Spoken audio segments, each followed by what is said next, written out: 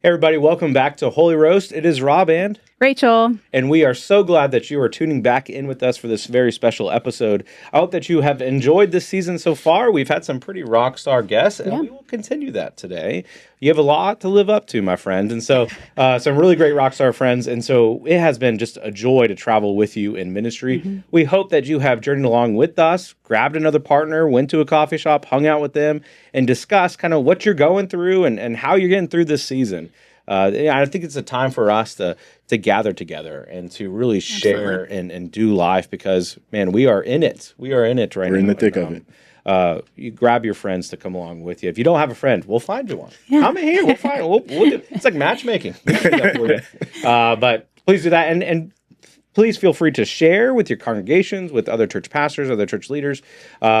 Leave a review so that we are able to connect with more people because we think these are worthwhile conversations, and we hope that you do as well. And so today we have a very special guest with us as we start to talk with him. We have the great Reverend John Randolph with us. Great Reverend. Yeah. They're not even right Reverend. Great. I've gone another level. Amen. I think I maybe made that up, but it's okay. No one else knows that I made that up, but we are so glad that you're here with us. Hey, guys, I'm so excited to be here. I frequently listen to you guys. I love you. I love the Holy Roast podcast, and I'm excited to be a guest today. Have you ever left a review, a rating? I think I've left a review. You know, I'm kind of behind the scenes. I don't like to leave a lot of comments here and there. I have my own. Right, I have my own comments I keep to myself. Yeah. Right, well, you know, if you want to put this publicly, for sure, I'm gonna lift you guys up, especially this one. Now that you got a good-looking brother on here. That's right. This one's going viral. But John, we are so glad for this conversation, one that we have been talking about for quite a while. Yeah, for sure. And finally making our calendars work. Yes. On getting us here in this room, which is a miracle. We thank Jesus for that. That's right. Yes. Amen. So, John, tell us about yourself. If somebody doesn't know who you are, who are you? And why do you think you're on this podcast, my friend? There's no telling why I'm on the podcast, guys. We're going to all find out together. I'm Pastor John Randolph. I pastor at Genesis and Crescent Hill United Methodist Church here in Louisville, Kentucky, in the Kentucky Annual Conference of the United Methodist Church. I'm the husband to Michelle. We just celebrated our 18-year wedding anniversary. Wow. Yeah. Thank you. Father to Joelle and Mariah. My two babies, as I call them, and they roll their eyes every time I say that. I don't know what else. Louisville Cardinal fan, y'all see that? I think we haven't represented Louisville Cardinals enough, guys. We've said Duke a lot here, guys. We've said Duke a lot. We need to lift up. Okay. Awkward time of year for a Kentucky fan who went to Duke that members of my family don't talk about. I understand. I get it. And it gives me a little bit of joy every time Duke is mentioned because I can feel the hate from the Kentucky fans. And I operate with the philosophy, the enemy of my enemy is my friend. There you go. And so I don't have as much hate for Duke as the people in the state, but go Cards nonetheless. Okay, there you go. We'll allow it. I'm from Louisville, Kentucky. Graduated from University of Louisville. That's why I'm so adamant about my Cardinals. A Master's of Divinity from Louisville Seminary, and I'm currently a doctoral student at the ITC, Interdenominational Theological Center, that's based out of Atlanta, Georgia. I get to take my doctoral studies online, so I'm at home doing that. That's right. Yeah, awesome. Not traveling too much. Yeah. Can you tell us more about that seminary and how it works and what makes it perhaps different than other ones that you've been around? For sure. ITC, it doesn't necessarily sound like any of the seminaries, doesn't have seminary in their name. ITC is a conglomeration of a lot of the seminaries in the Atlanta area. So Payne Seminary, I know, Gammon Theological Seminary, and Morehouse Religion of School. And I'm forgetting some, but all of them kind of partner together that are in the Atlanta area under the banner of ITC. And so ITC is considered an HBCU. They offer Master of Divinity and Master level courses and Doctor of Divinity. That's why I'm going there. I was seeking out like I said, I went to University of Louisville. I went to Louisville Seminary. I personally was seeking out like an HBCU experience that I didn't get in my undergrad and my time at seminary, and ITC kind of fit. Yeah. And because it has a working relationship with Gammon Theological, it has a working relationship with the United Methodist Church. Yeah. So that's why I'm there. It's a great education so far. I'm very busy. But otherwise, I'm blessed to be there. Yeah, that's awesome. That's so cool. And looking forward to your studies and your research that you'll be doing in ways that you'll share with us. Yeah. Pastor John also has a really great Substack, and so I'll promote that for you, bro. Thank you, man. And I encourage it's good to have good friends. There you go. I'll be looking for my review soon. But anyways, check it out. Because I think it's so pertinent for us to study this history and to get into it. And I think part of this, I have so many friends now, including myself, right, who are in this doctorate type studies, and it's just so good for us to re-engage, and it becomes good for our congregations as well, because they get the fruit of what we're diving into. For sure. Now, sometimes your congregations may be similar to mine. They roll their eyes when I start quoting people, and they're like, "Well, come on, For sure, yes, but it's still good. we haven't read the books, Pastor, but for still sure. Good. But anyway, John, we're so glad that you're here with us, and I think as we go throughout this conversation, it's like amidst friends, folks. And so as we start to share and engage in this conversation, I hope it becomes a part of you're pulling up a seat too to have a conversation with us, especially for this kind of episode. And so, John, you're serving a very particular context, and two of them, right? You have two churches in which you are itinerating between, right? And preaching and teaching and guiding and leading. And one is Crescent Hill, which I would assume is predominantly white congregation. Then you have Genesis, I would assume in the West End there, a predominantly black congregation. Well, you don't have to assume, Rob, because you've been to Genesis. I've been there. You preached at Genesis. That's right. Yes, Rachel, we're going to get you in there too. Oh, yeah, let's go. That'd be fun. We might have to do some kind of trio sermon or something there like that. There we go. That'd be awesome. Yeah, Genesis is in the Shawnee neighborhood of Louisville. So for the listeners who are not familiar with Louisville, Louisville still, guys, I might get in trouble, but it's going to be okay. Louisville's still kind of, not kind of, gentrified. Yes. There's a lot of redlining going on in Louisville even today. Louisville really gets its identities from the neighborhoods. And Rob, I know you being a transplant, I'm sure you're getting a firm grasp of that right now. It depends what neighborhood you're from, what neighborhood you grew up in. That's why the high school conversation is always so important. I was just about to say that. I'm from Louisville as well, so that's why the first question people ask is, where did you go to high school? For sure, because a lot of times high school may identify with the neighborhood, unless you've gone to a magnet school, and that's a slightly different conversation.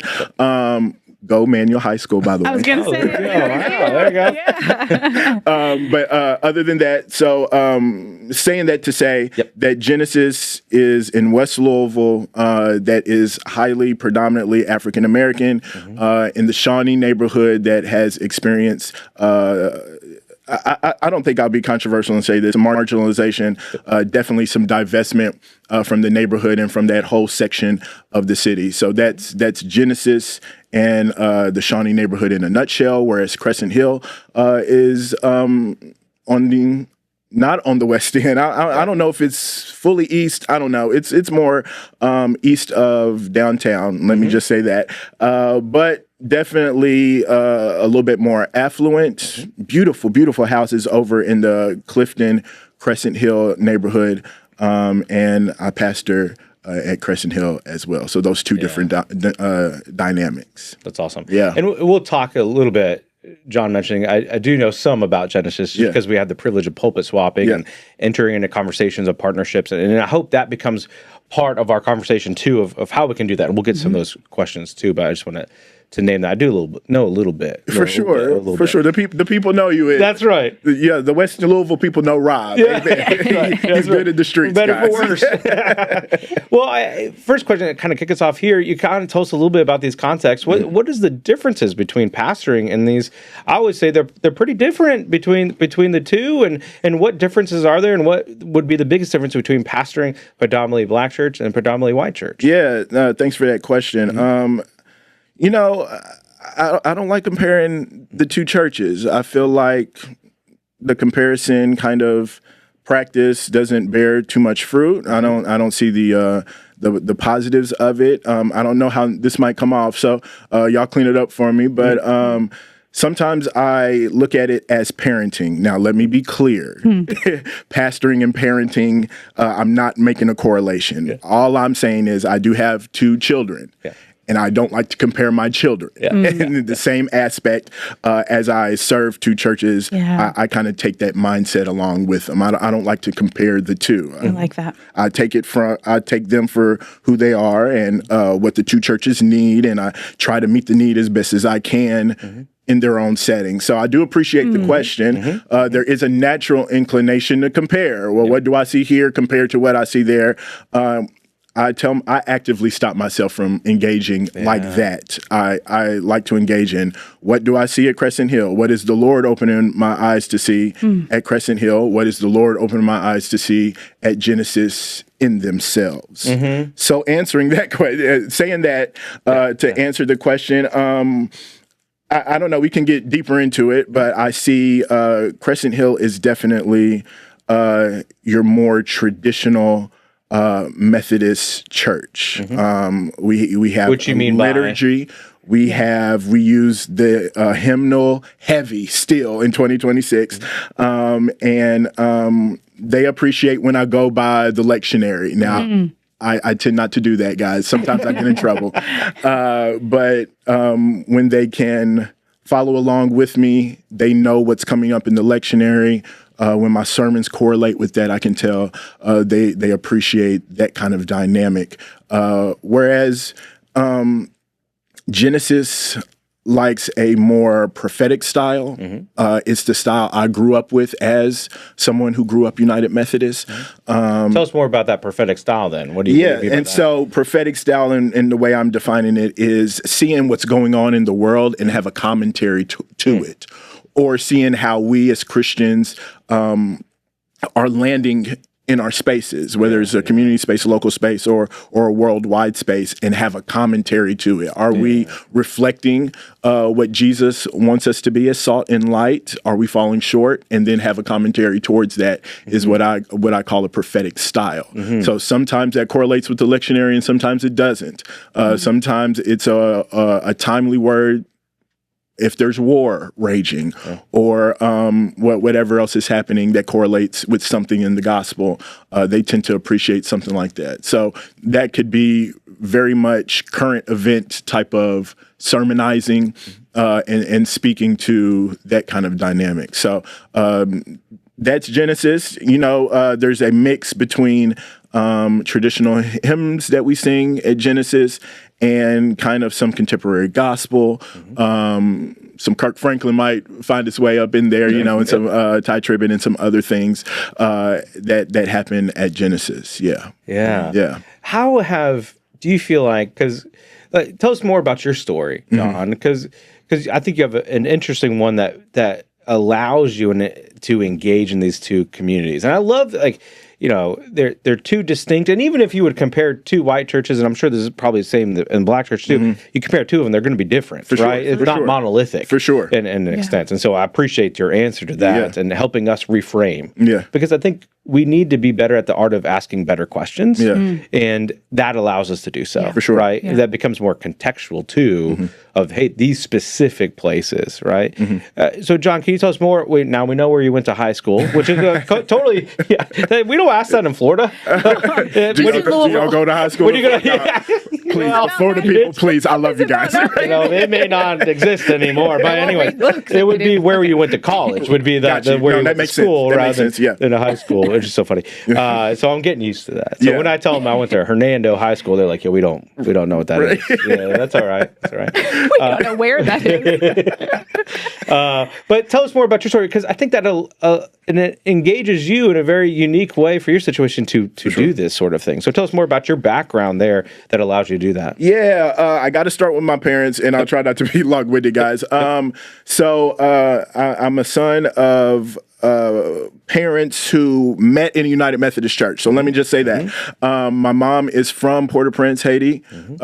She gained access to come to America through the United Methodist Church, specifically the Kentucky Annual Conference. Weirdly, they went to Port-au-Prince and they asked who's the best high school graduating student here in the city. And my mom was the name. Yeah. Wow. And so they gave her a scholarship to go to Kentucky Wesleyan right there in Owensboro. And it just so happened that's where she met my father. My father got to Kentucky Wesleyan because he was the son of an ordained elder here. So my grandfather served in a Kentucky Annual Conference to all of the churches. Specifically, it used to be the Louisville Annual Conference, but ordained elder. And so he made my dad go to college and they met each other at Kentucky Wesleyan. So you can say my origin story kind of started because of the United Methodist Church. And I'm happy and proud of that. In fact, I mentioned my paternal grandfather was an ordained elder serving in the Louisville Conference. My maternal grandfather, and I just learned this about a couple of years ago, was an ordained deacon in the United Methodist Church. Okay. Yeah. Wow. And so he would go to small villages in and around Port-au-Prince preaching as well. So I'm a grandkid of that kind of lineage and legacy. Yeah. And so it's kind of in me. I'm a cradle United Methodist. I grew up in the west end of Louisville, Kentucky. I attended R.E. Jones United Methodist Church, one of the churches that my grandfather pastored, and which is no longer I say it's no longer in existence. It merged. The technical term is it merged with Mosaic United Methodist Church. People don't get mad at me. Yeah, there you go. But it merged with Mosaic, and it's part of the Mosaic community over at Mosaic United Methodist Church. But I grew up at R.E. Jones United Methodist, and it was a unique mix of Black church tradition and Wesleyan United Methodist doctrine and tradition, which is, I think, why I identify and I can name and pinpoint some things that are specifically going on at Genesis, because I grew up in that kind of a context, a mix between Black church tradition, Black prophetic tradition, and Wesleyanism, United Methodist church doctrine. And so around the time I got college age, as college age young folk do, started questioning what's going on in the church. The unfortunate thing was that merger that I was talked about, that kind of split the church. There was a lot of debate going on whether, yes or no, should we merge or not? Should we keep trying to do what R.E. Jones wanted to do? And that kind of soured me on church politics. And so around 18 or 19, me being soured in church politics, me getting a nice girlfriend who later became my wife. That's right. I got to mention that. Who's like, well, just come to church with me. I left the United Methodist Church there for a minute, really because of being unstable there. Yeah. And I found that the answer to being unstable in the Black Baptist Church, where they have pastors for the one pastor, shout out to Reverend A at New Zion Baptist Church, who has been pastoring there for 50 plus years. Wow. Yeah. That church, that same block for 50 plus years. And then once we got married, we wanted to find a church of our own. So we ended up at Bates Memorial Baptist Church, still in Louisville, Kentucky, under the great leadership of Reverend Dr. F. Bruce Williams.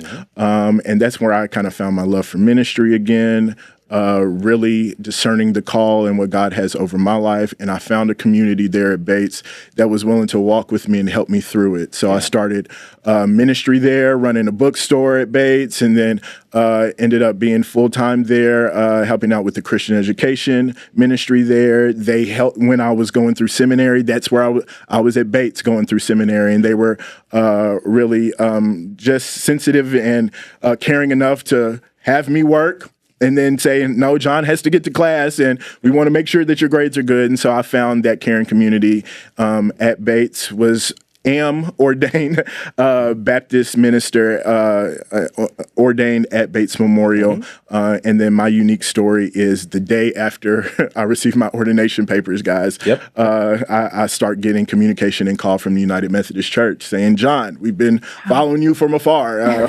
Come talk to us. What do you think about pastoring and things like that? The Spirit is at work here. For sure. And what the United Methodist Church doesn't know is my prayer was all through studying for ordination, after ordination was, Jesus, you take the wheel. I've kind of been running from the call so long, kind of just been unsure and really hard-headed and wanting to press my own way, that I was in a season where I was like, Jesus, you do it, you take the wheel, you lead me, I'll follow type thing. And when I started getting those calls, I was like, this got to be an answered prayer type thing. And that's how I got back into the United Methodist Church. And here I am. Here you are. On the podcast. Yeah, the podcast. Yeah, I think it's fantastic. I think it's helpful to hear that for those who may not know those stories about you, because I think it just sets you up. Talk about the Spirit at work so perfectly to help in situations like this, to pastor, to provide leadership in situations like this, especially when I would assume you feel stretched between two places that are both distinctive in their own right. And the ability to lead both of these communities, right, who have longstanding faith traditions. For sure. And allowing yourself. And I think, man, I'm so grateful that you said yes to this, because it allows us to engage in this conversation too with you. Well, and just so interesting too, as someone who's heard part of that story for the first time, right? Of like how many different communities formed you, for sure, and shaped you into the pastor that you are today. For sure, I do not speak Creole. That's how I'm a bad Haitian son, guys. But I have had some interactions with the Haitian community in the city. Wow. And been to Wesleyan Haitian-led services, right? So I have experience in that. And, of course, the Black traditional church in United Methodist Church, of course, that's what formed me and raised me. And then, we were going to mission schools and camps, and I was going to Kavanaugh in Kentucky Annual Conference, and I was going to Lindsey Wilson every year for the missional schools. As a kid, my mom drugged me and my sister to those things. So I definitely have experience in a more traditional worship experience, doctrine, how to lead sessions, all those things kind of spoken to a traditional United Methodist lens. So you're right, Rachel. I got some experience in all those things. All that is wrapped up in me as well. And then being really cutting my preaching teeth in the Baptist church. That's when the people start rolling their eyes, Rob. Sure. There you go. Because my sermons are, I got to tell myself, hey, man, you're getting past 30 minutes. And these people are going to stop listening, right? They're looking down. Come on, Pastor. Right. So I have to stop myself at both churches. Like, John, we are not ready for an hour sermon. I can give it. Well, that's what I wanted to ask. Do you preach the same sermon each Sunday in both churches? That's a very good question. So in the name of wanting to lighten my load just a little bit, there is this thing of maybe I just prepare one sermon and just preach that bad boy 2 times, right? But then I told you guys how I approach the ministry. I take it to what each church needs. The context, what they're saying they need as a congregation, and seeing how either God has an answer for that, how I embody that, how I move in that presence. And so even if the scripture is the same, the highlighted scripture text is the same, or even if the sermon title is the same, the sermons are different. Even if I'm an expository type of preacher, so I have subtopics and points. Even if the points kind of sound the same, it's different. It's different.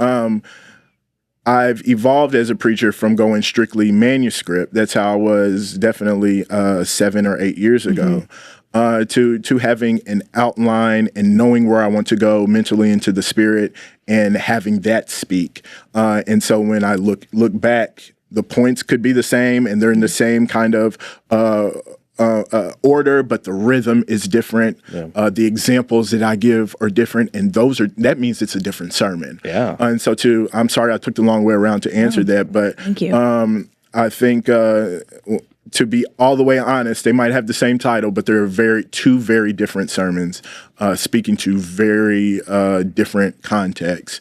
And I found that on Sundays I need a nap because that can be draining for sure. Yeah. No, thank you for answering that. And that I just the heart of a good pastor who knows the needs of his communities, right?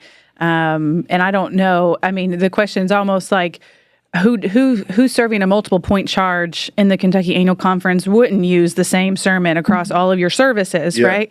Because of all the work already expected of us, and to hear how carefully you approach it, to speak to the needs of that particular community, but also what God is calling. You're interpreting the word on behalf of this congregation, and so your openness to hear from God in those different spaces is shout out to amazing. The Baptists really got me understanding the importance of the sermonic moment. And sometimes I feel like us in our Methodist circles, it's just the next thing in our worship service sometimes. It's what's Plug next and play. On the bulletin. Right. Check, right. check, What's check. next on this bulletin? I'll say it. Right. Check. Which is kind of why we got rid of a bulletin at There you Genesis. go. Yeah. I still know how. I still get some debate about that, right? But no, the importance of it and what God is saying through the messenger to us, I really got that message. I mean, in the traditional black church tradition, it's there too. But definitely in the Baptist black church tradition, where the sermonic moment can be an hour, and you're, for the most part, locked into everything that is being said. That really kind of hit home with me on that. No, this is a word from God, and God has something specific to say to His people right now. In this moment. And, because of that, I told myself it can't be just reading the words that I've written on this paper, at least other than maybe having two manuscripts. It's got to speak to the people in this moment. You're leaving space for the Spirit. For sure. Yeah, For sure. love that. Love that. Kind of in that same lines, is there any other wisdom or practicalities or spiritual practices from the Black church that you are bringing forward, and something that for me in a predominantly white space now, and let's just name Watkins, a very different, unique, for sure, intentional. You've been there. I've been in Watkins. I love the people at Watkins. It's so I don't want too broad of a brush here with that, but also want to know, hey, is there anything that you don't know everybody's context here who are listening in on this? So I think prophetic preaching may be one of those areas in which we can engage in better at, or at least learn from or glean from. Is there anything and is there anything else that you feel like, hey, wish we were more intentional thinking through or engaging with? I like the way you asked that question because we as Methodists, we definitely like to think. Yeah, sure. We like to be contemplative, methodical. For sure. Yes. Yeah.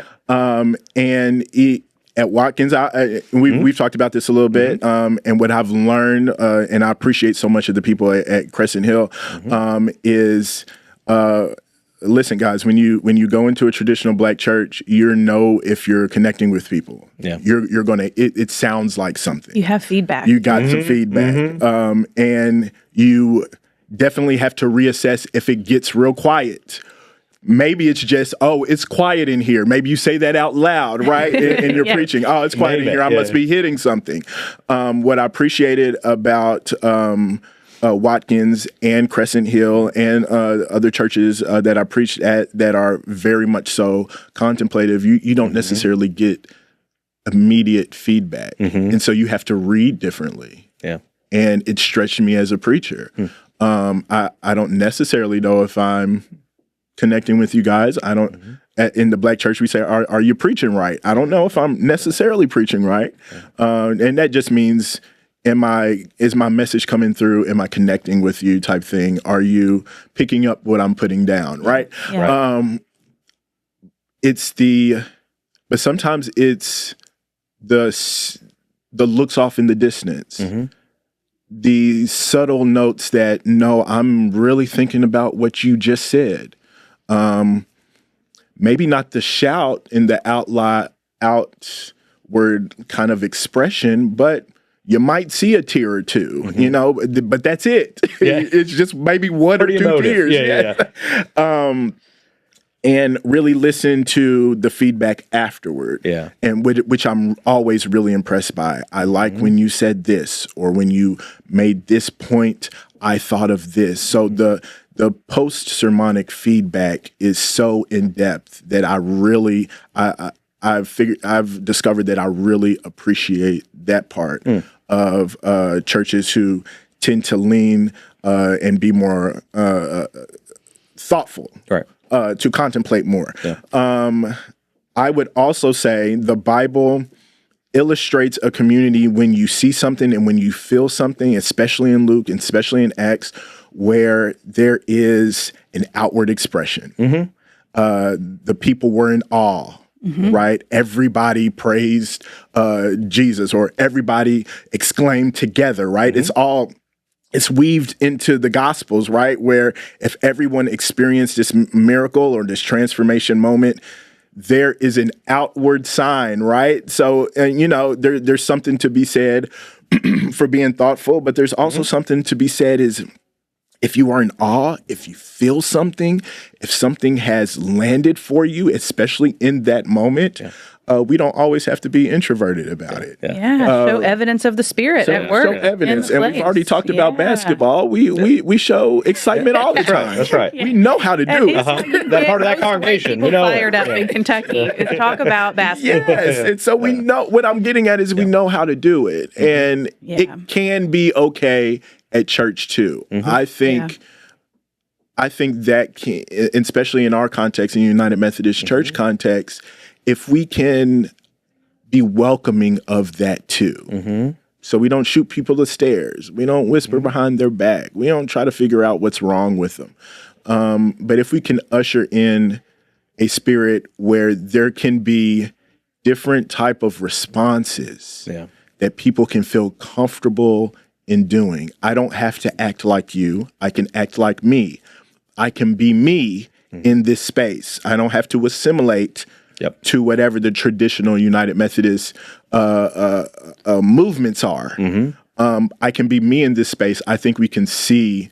I think we'll see a change in all of our churches. Well, I feel like that's the benefit of a pulpit swap kind of relationship, where not only you get exposed to a different style of preaching, but I feel like at one point, didn't a small group from your church, I think, went down and visited your church? Yeah, right? the next Sunday. I mean, the next step of these kind of relationships is having worship events together, or worshiping together, or doing things together where our churches are exposed and can be exposed to different ways of worship, right? Different experiences of the Spirit that I feel like enrich all of us. For sure. And not just worship. I'm glad you brought that up, Rachel, because actually me and Rob have been contemplating what careful but real steps do we do next. And it's taken us a long time. Also, our calendars are very full. Listen, my mantra is good things take time. For sure. That's right. For sure. But relational work here. For sure. We want it to be something that is in depth and impactful, not just kind of surface level type of. It's not checking a box. Right. Right. No bulletins at this event. Well, I don't know. We may need to. And so we could do joint worship services or something of that, but something more in depth and transformational, I think, is what the two communities are looking to do. And I think it could be an example for all of our churches in the annual conference. How do we truly interact with our brothers and sisters who, let's be clear and let's be honest, who we kind of put over there? Yeah, we're here. We might not mind, joint worshiping with the people we've been joint worshiping with, right? Yep. But the people over in West Louisville, that's kind of a stretch. Yeah. And so how do we name that. In my view, we have to name it before we have address to be it. honest about the silos in Louisville that exist and all of the separation. For sure. So how do we name it? And then how do we contemplate and strategize in a deep way to where we can really address the underlying, whatever that underlying thing is, what actions do we take to really address it? Yeah, and I like the idea of the intentional, even our friendship started with that intentionality. For sure. That was the word I was thinking. Trying to figure each other out a little bit, be a part of each other's life. Okay, now we can, what does a pulpit swamp look like? Well, let's start talking through that and let's be real with each other in that. And then for sure, this next step of, let's be real. What is the most, we're going to go in depth here. Yeah. So what is it, right? And how does this feel? How does this interact? How do we make sure for me, educating my people is part of that too, is like, how do we engage in this so it becomes fruitful, not a check in the box, say, hey, we did this, look at us. Right. No, that's not about it at all. How do we actually engage in relationships? And then it leads to other things. But first, you got to get that heart. For sure. Yeah. I'm really glad you brought that up because we had, I don't know how many conversations, but we had a number of conversations just filling each other out. Because you had to size them up. There's a lot to size up here. And vice versa. Can I trust? And vice versa. But no, that's really a thing. And I know we were being funny there, but can I trust you? Absolutely. Because that's real. Let me name some things. There's some deep, dark undercurrents going on within our churches. Yes. And from our pulpits, right? And so is that affecting you or can you name it? And do you know it and are you guarding against it? Because first and foremost, we're all three of us, God has called us to be shepherds. And that means we're protecting something. And so I have to protect my flock, the flock that God has given me, and so I have to size you up. You have to size me up. You don't want to lead them into something that would cause them harm. For sure. Listen, I might get, send your notes to me, John, but if that deep, dark undercurrent of Christian nationalism. Oh, there we go. Was in our conversations between me and Rob. I'd be like, "Hey, Rob, we can still be friends. I don't mind. I can be friends with anybody." I'm gonna call you on this. Yes, but you are not coming to Genesis, correct? Right. And it was the time where I was at Genesis strictly and not Crescent Hill. Crescent Hill. When Rob has time, he can come over to Crescent Hill. But it would have been that I appreciate you. We can continue to have more conversation, but as far as a pulpit swap, right? Yeah. No way. I really appreciate you naming that, John. And we got to engage in these conversations and not be fearful of these conversations. For sure.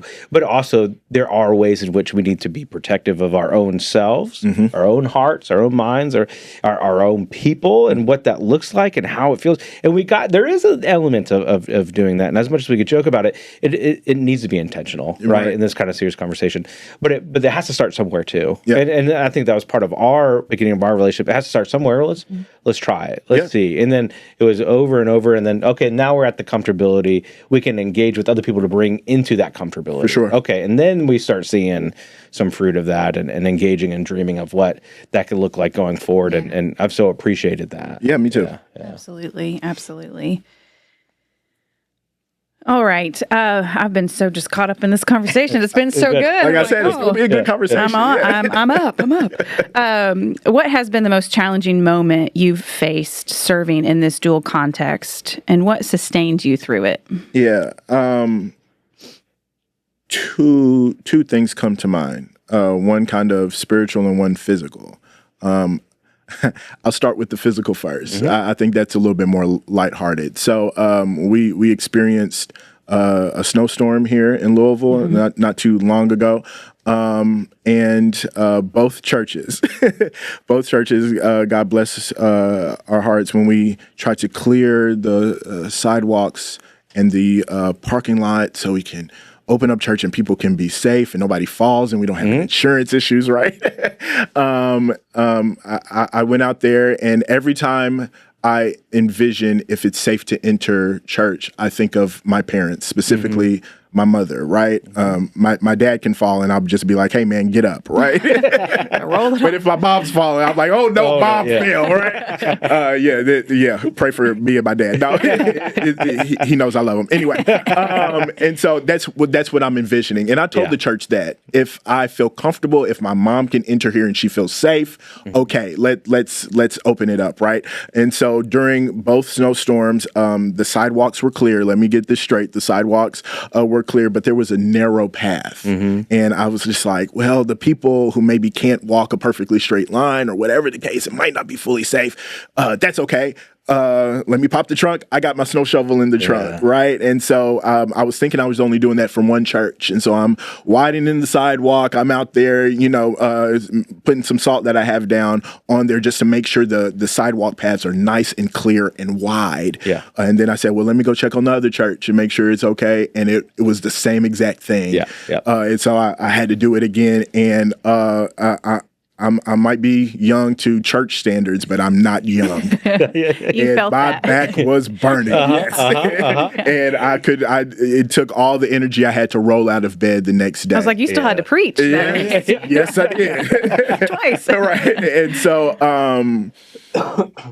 I thought that was something unique. Now, I think all pastors, maybe not Rob, Rachel, but all pastors have had that experience where it's like, I got a shovel, or oh no, I got to, do something physical around the campus or whatnot. And it would have been fine if it was just one. I think I would have been cool with one church, but the two, that was taxing. I was like, I will that's pause unique. and say that may be a perk of being a clergy woman who has a husband. Because I just go, tell your hey, husband, Matt, do that. Yeah. Shout out to physical around. Shout out to the clergy husbands. There are not a lot of expectations for pastors' husbands as there are maybe pastors' wives. True. Matt is able to make his own way, but he often gets the anything physical. Nobody judges how the clergy husbands dress, right? They're playing piano today. We can talk about that. That's another podcast show for another time. We'll bring that on. Anything physical, I'm like, hey, Matt will do it. Don't worry about it. Matt's got it. He's a great pastor's wife. For sure. No, I felt like when I thought about it, I was like, oh, that's a unique experience to say, kind of shoveling and winding out two campuses. That's a lot. And the spiritual aspect, to answer your question though, Rob, is just here recently, I've told you guys, I've actually wrote about it on my Substack too. There you go. Pastor JAR on Substack. Feel free to subscribe. I will. I wrote about this experience specifically in Advent. And so, when we're talking about the Advent story, the Jesus story, and that narrative about an immigrant family that has to go and register and be under the will of a tyrant, this narcissistic type leader, and then how do you preach that without making modern parallels? I didn't think we should be silent on the modern day parallels, especially when we're dealing with immigration issue and the lot and all of the emotions that go along with it. It is very close here. For sure. And I thought that you can correlate, and I think that was appropriate to name in this particular Advent season. And I got some feedback from both churches. So let me be clear. Both churches, and maybe other preachers and pastors here could correlate or just understand, the pulpit's getting a little bit too political. Oh, your politics are kind of shining through. I didn't like what you said about XYZ or 1, 2, 3 or the lot. And that can get challenging as well. And, some of the critique might have been louder at one place than the other.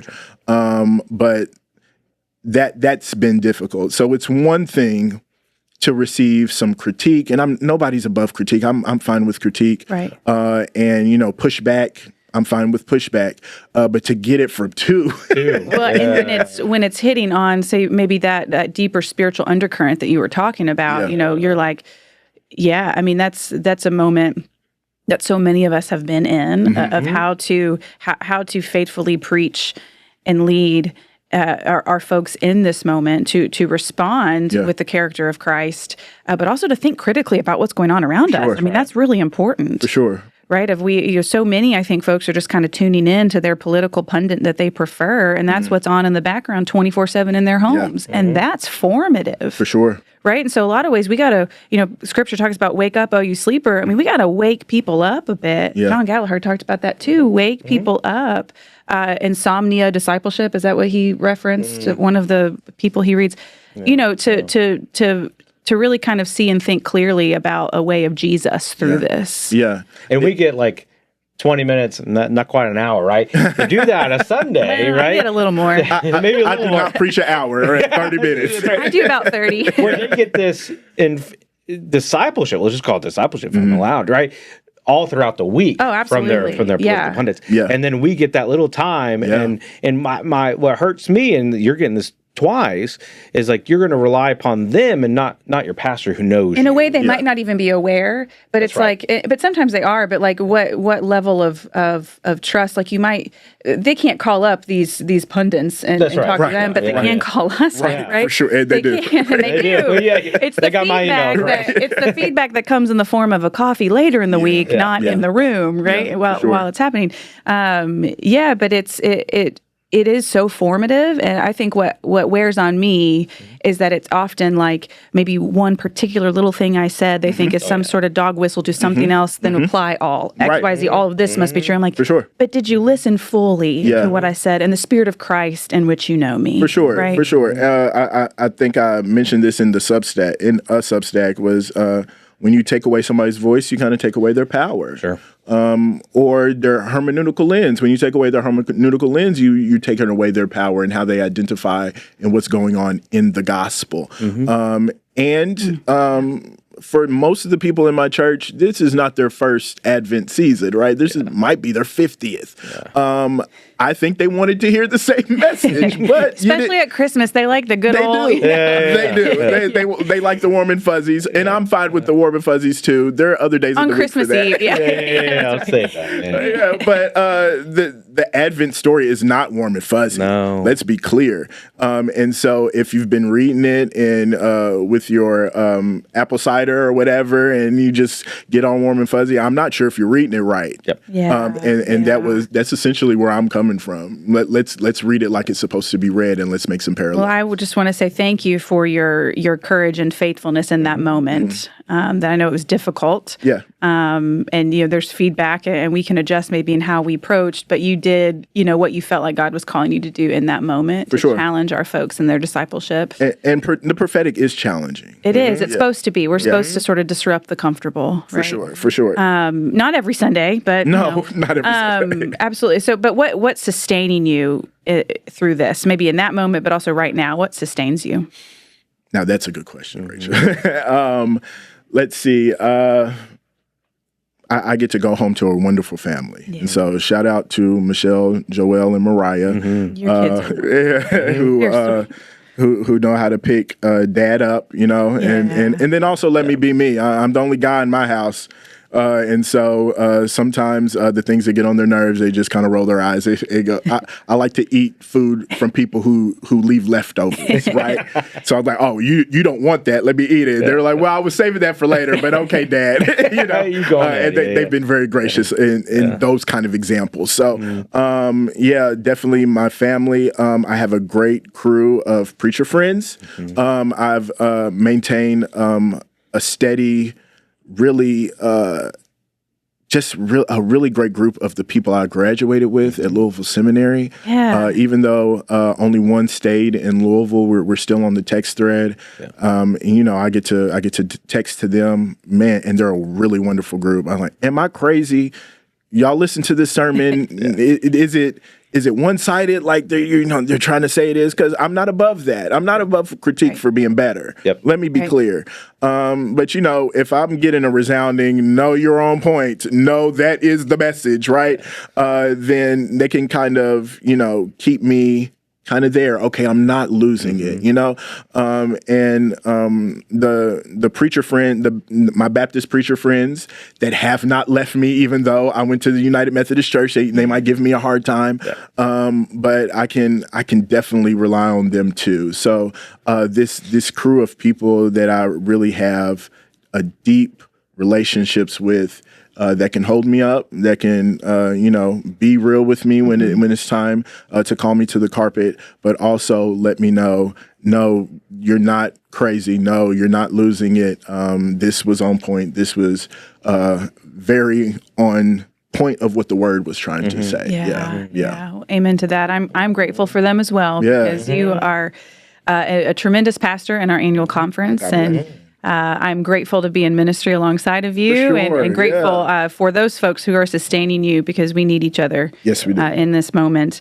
So in that spirit of kind of our connectional United Methodist system here, how has our connectional system of our United Methodist Church helped, or maybe sometimes complicated, this kind of cross-cultural ministry, or even multiple charge, or that you've been a part of now? Of course, like most answers are both and type thing going on. For sure.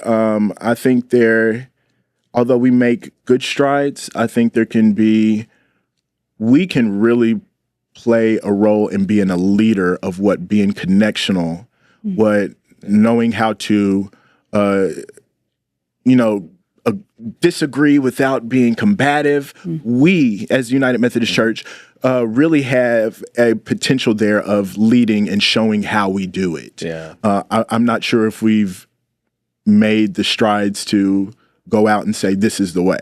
I think we got a lot of work to do in that.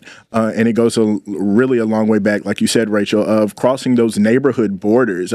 Because specifically Louisville, I don't know about the other counties in the rest of the state, but specifically Louisville is so neighborhood oriented that sometimes, we get into our little tribes and trenches. And even no, I'm not leaving the Crestwood neighborhood to go to St. Matthews. It's 5 minutes away, right? Very distinct, though. Very. Or or going down Middletown, or whatever the case may be. And it really kind of hinders us, and is diametrically opposed to what connectionalism is. If we can't meet in the name of John Wesley, I mean, come on, guys. We sing out of the same hymnal. If we can't show what it means to be connectional, who can? Right. And so I really think there is opportunity there, and really, if we work, and I don't know about the whole United Methodist Church, but if we can really get that. Maybe we can show the way in Louisville about how the rest of the state can definitely take our lead there. I think there's potential for that there. On the other side of the token, whoever talks to me, I name this fallenness of being assimilationist and assimilation. And so we don't all have to be the same to be connectional. And I think we have fallen into that pit, where we see whoever we deem the successful kind of ministries, or whatever that ministry on a hill is that is supposed to be exemplary. I think the measurement for however other ministries get there is to say, oh, if we just act like them, then we will be successful too. And I will name it until the day I die. That is not the way to go. That is failing what it truly means to be connectional. We can connect and be diverse in the same time, and we don't have to be the carbon copy of anybody else. And we need to be able to gauge what different type of success looks like. Yes. And so I can be successful at Crescent Hill.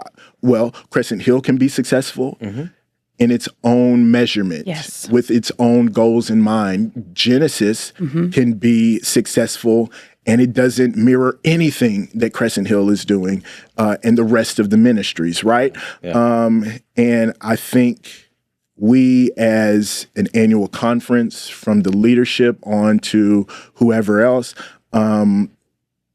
we only look at success as one way. And that gives us that makes us fall into being assimilationists. Yeah. And That's a good way to name that. Yeah, and that's not the way to go. Well, I also feel that it's like there's like one way to be a good pastor. Yeah, for sure. It's like, here's the ideal leader, and we want to try and form all of our leaders to be like this. Right.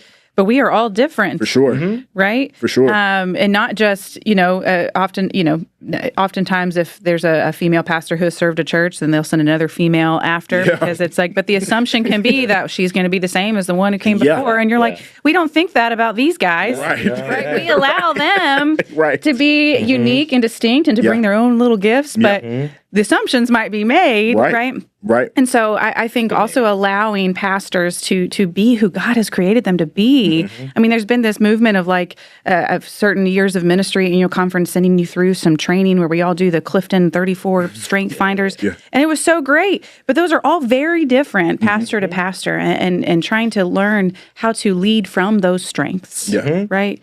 And so in the way that we try to assimilate all our congregations, I feel the pressure of developing clergy leadership as well, of like the expectation that we all be the same. For sure. And there's a human part in us as leaders to say, oh, I want to be seen as somebody who's doing right or thinking against the grain or get the awards. I don't know what kind of awards that's being given, or the accolades or whatever the case may be. So actual awards at annual conference. What are we doing?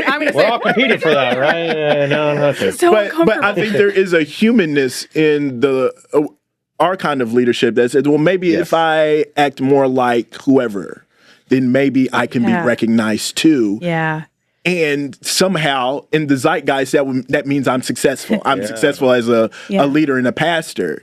And in my destructionist type of way, I'm like, no, let's get rid of all of these things. All of these gauges that say you are unsuccessful, you are successful, or whatever the case may be. What do the people say? Are the people engaging with the ministry? What does your community say? What does the community around you say about the church? Does the community want your church to still be in the community, or can they do without you and there's no change? Or they want to move you on. Right.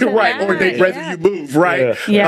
These are supposed to be the gauges that I would like to see us incorporate.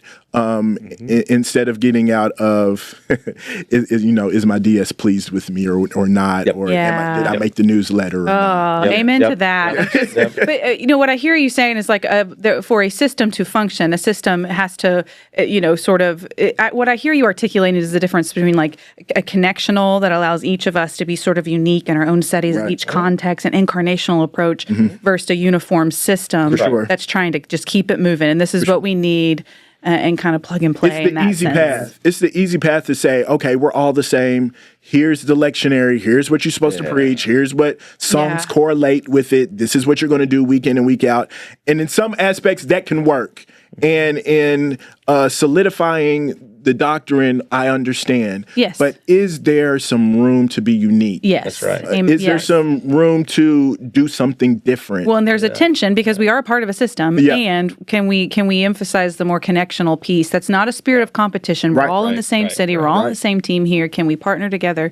But to have that more incarnational approach. And I think really the movement of Wesleyanism, I really think it is a way that we can do it. We've been doing it for so long about how we can be individuals within a system. And yes, the system has flaws like all systems do, but I really think there is a potential there where we can kind of lead the way in what the world needs now. That's right. Yeah, for sure. Yeah. Ooh, amen. Well, I think we could sit here and talk to you for hours, and I want to pick your brain. I have like 50 more questions that we're follow up on. Listen, if I can, it was Reverend Tammy Coleman and the bishop who were return guests, right? I could be the third if y'all want me to. There we go. We'll see what the people say. Leave a comment, guys. Let us know. But I will end with just 5 short questions. We have our Holy Roast segment that we always like to end. Put our guest on the hot seat just a little bit. She's already listened and we'll see if you listen to the whole thing if you're prepared. That's true. We try to change it up. Questions every season, but these are meant to be rapid fire, short. First thing that comes to your mind, just for a way for us to get to know you a little better. But just 5 questions. If you could instantly master any skill, what would it be? It would definitely be the Hammond organ. Of course, as a pastor, it's between the two main cultures or whatever. Yeah. Most pastors either want to know how to play a acoustic guitar. Yeah.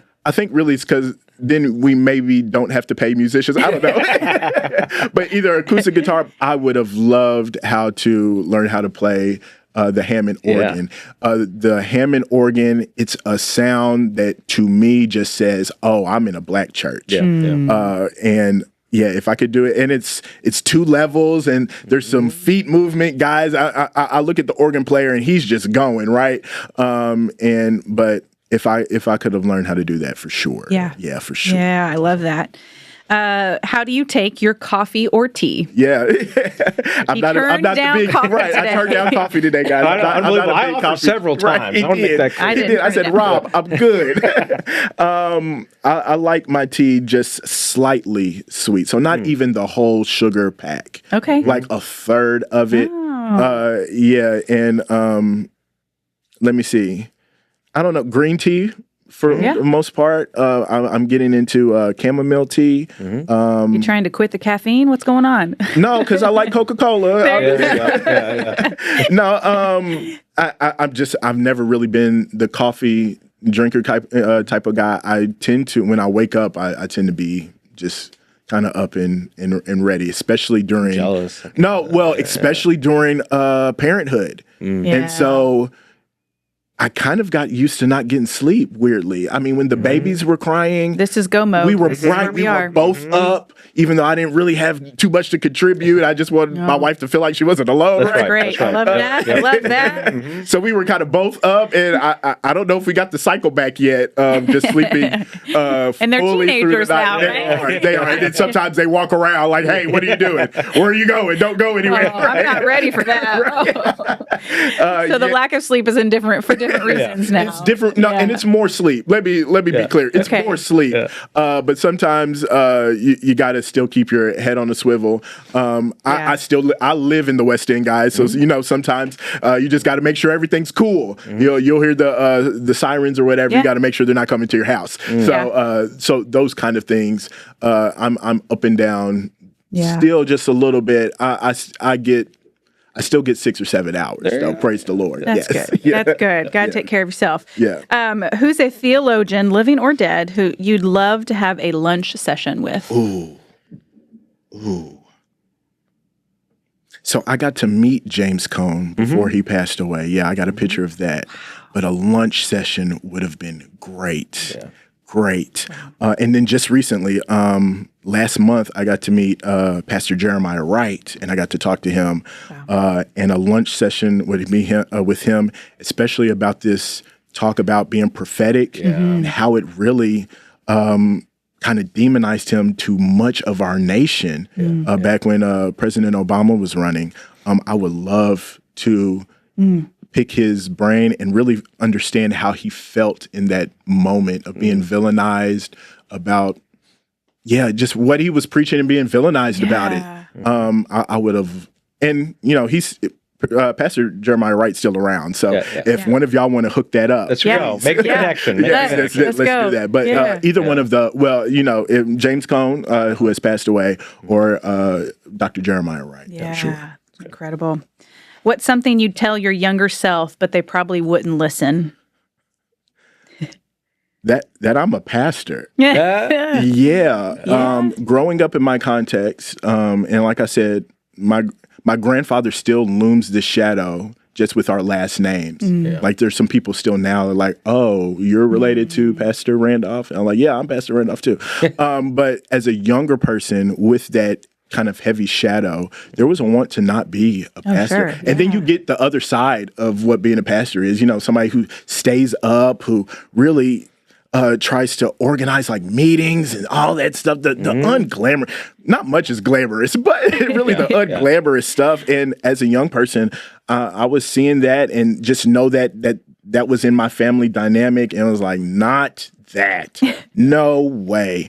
And no, to tell that younger person, no, that call that you're hearing is real.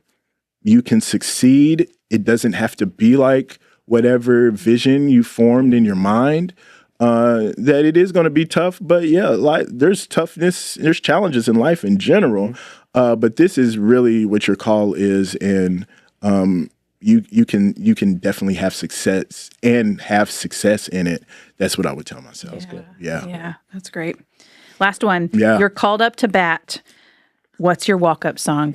Walk-up song. Now, this is not going to be a churchy answer. That's okay. We've had a lot of different answers. We've kept that one. And for God's people, do not look this song up. If you don't like explicit lyrics, this was in my former life, right? Not quite. That's not quite true. But mainly because of the name of the song. The name of the song is called John. Yeah. And it's by Lil Wayne, featuring Rick Ross. Okay. So for those in the know, you know that it could get a little spicy. So please don't look it up. But the clean version of that song, really just because, John. I think it's a nice kind of hyped up song to get hyped up with. Yeah. I think so walking up to bat, not walking up to the pulpit. Right. Definitely not walking up to the pulpit. No. That was a good one. No.